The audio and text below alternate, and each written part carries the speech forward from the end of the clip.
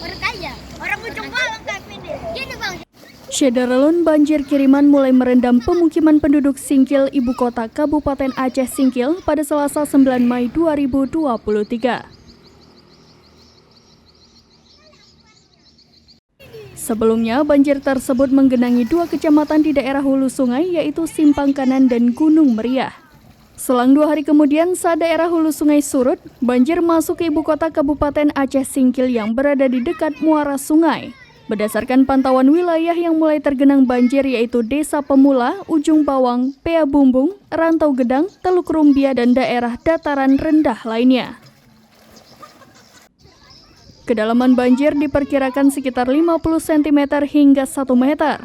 Walaupun menggenang perkarangan, sebagian rumah belum kemasukan air banjir karena dibangun dengan konstruksi tinggi dari permukaan tanah.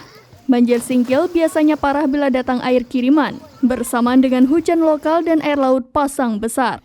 Hujan sepanjang malam tadi mengguyur lebat, sedangkan sejak pagi hingga lewat tengah hari reda, hanya saja awan masih memenuhi langit Singkil, sehingga tidak menutup kemungkinan banjir masih bertambah. Untuk itu, warga dihimbau siaga banjir dengan mengamankan barang ke tempat yang lebih tinggi. Dari Aceh Singkil, Dede Rosadi, serambinews.com.